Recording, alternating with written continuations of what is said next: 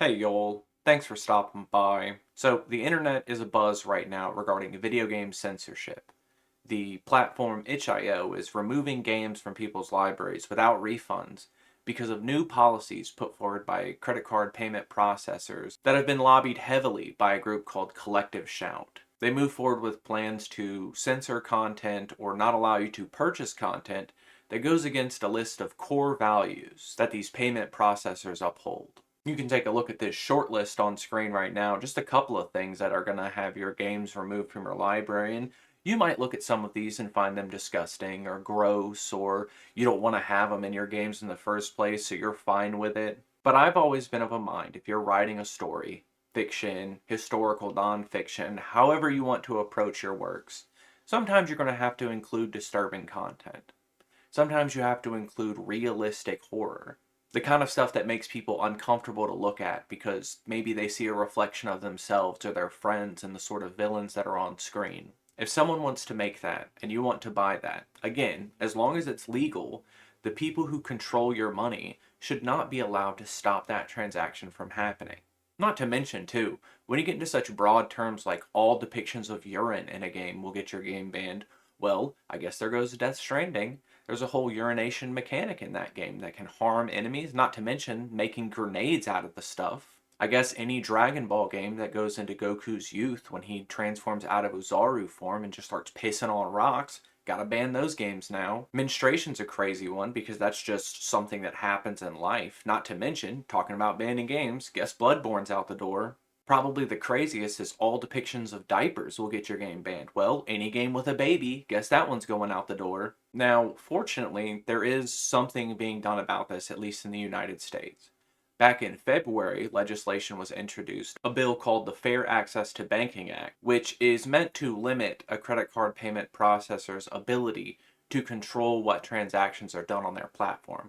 Again, this would be groups like MasterCard, Visa, Discover, American Express, the people and corpos who have control of your bank accounts. What this legislation means is that as long as the product is legal to produce and to sell, the processor of your transaction will not be allowed to block that because of their core values.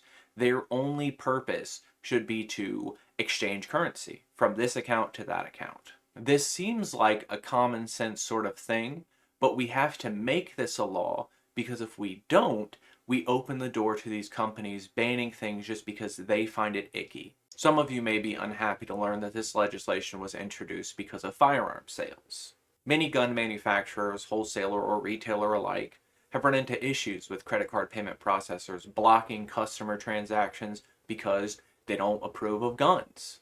But guns are legal in this country. States can have their own restrictions, and while it is true you can't buy a gun in some states that you can buy in others, if you're able to buy the gun, if you're able to buy the parts, the corpos that control your money should not be allowed to stop that payment from going through. I'm just reminded of that consent meme, except this time it's you on the left, your goodies in the middle, and the person you forgot to ask is Bank of America. And it's all just kind of disturbing to think about because at a certain point, the things that you enjoy will be found icky by a certain group, and maybe they'll pressure Visa or MasterCard or Discover or Bank of America to deny the payments for that certain sector. I just think it would be in everyone's best interest for this law, this Fair Access to Banking Act, to pass, to become legislation, because this would benefit everyone.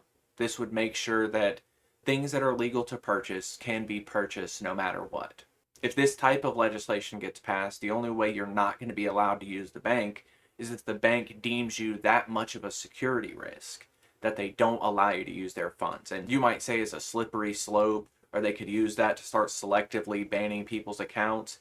And I think, or rather I hope, if they were doing that nefariously, banning people without just cause or without real reasons, enough people could join together, tell their story so we could stop things like that from happening, or just stop using that bank altogether. Before wrapping this up, though, I do want to cut off a certain comment that I foresee happening already, that lefties have been the ones behind these censorship campaigns in the past. That doesn't hold any basis in reality. All of these censorship campaigns, for as long as I can remember, have always been center right leaning to far right leaning, normally religiously oriented groups who use that sort of moralistic structure to say certain things are inferior, defective, bad, harmful for society, bad for the kid. There's always some sort of excuse like that. And while that's not to say I haven't seen lefties use censorship to their advantage, it's usually after individuals, people who espouse these dangerous or destructive ideals, rather than the idea itself being presented in a form of media.